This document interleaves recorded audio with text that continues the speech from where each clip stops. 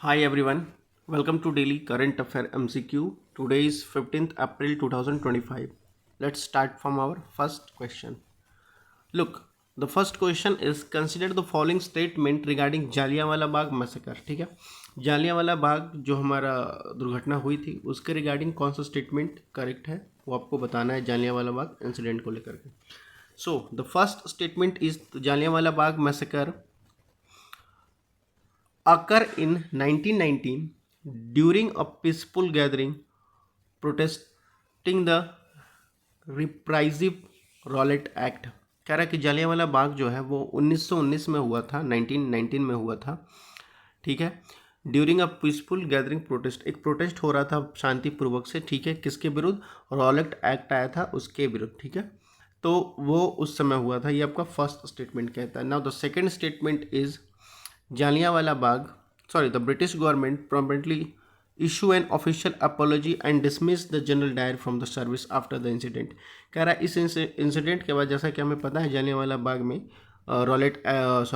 जो general Dyer था उसने गोलियां चलवा दी थी और बहुत सारे लोगों की मृत्यु हुई थी.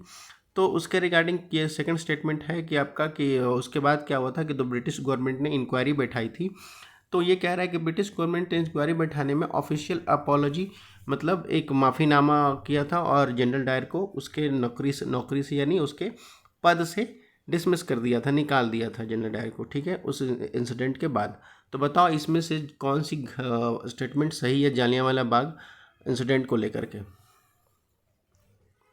So the correct option is statement first आपका करेक्ट है, सेकंड गलत है. ठीक है, स्टेटमेंट फर्स्ट सही है क्योंकि आपका जालियांवाला बाग 1919 13 अप्रैल 1919 यानी 13 अप्रैल 1919 को हुआ था. ठीक है, पंजाब के अमृतसर में. ठीक है, जालियांवाला बाग तो रॉलेट एक्ट का विरोध कर रहे थे. सेकंड स्टेटमेंट आपका इसलिए गलत है कि ऑफिशियल अपोलॉजी बहुत ही लेट आई थी, डिसमिस नहीं किया गया था, उसको रिलाइव दिया गया था. ठीक है, कि मतलब उनको सस्पेंड कर दिया गया था, हटाया नहीं गया था. ठीक है, और वापस ब्रिटेन बुला लिया गया था. ठीक है, ऑफिशियल अपोलॉजी बहुत ही डिले करके आई थी. ठीक है, तो एक नीपा पोती का काम हुआ था उस पर. ठीक है, तो ये आपका सेकंड स्टेटमेंट इनकरेक्ट होगा. तो आपका करेक्ट ऑप्शन क्या हो जाएगा?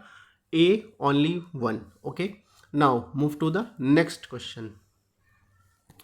Look, the next question is, ये भी उसी के टाइम पीरियड के रिलेटेड है. Consider the following statement regarding Montagu Chelmsford reform. Montagu Chelmsford reform को लेकर के कौन सा स्टेटमेंट आपका करेक्ट है वो आपको बताना है. पहला स्टेटमेंट कहता है it introduce the system of dyarchy in the provincial government dividing the subject into the reserve and transferred list.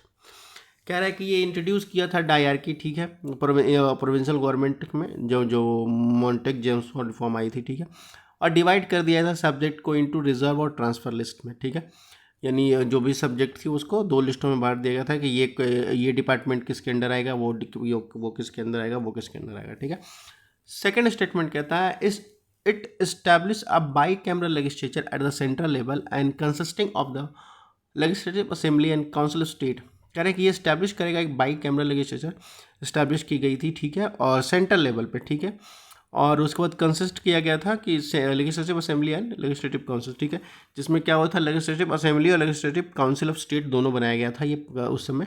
ये आपका सेकंड स्टेटमेंट कहता है. तो बताओ इस दोनों में से कौन सा स्टेटमेंट आपका करेक्ट है मॉन्टेग जेम्सफोर्ड रिफॉर्म को लेकर के.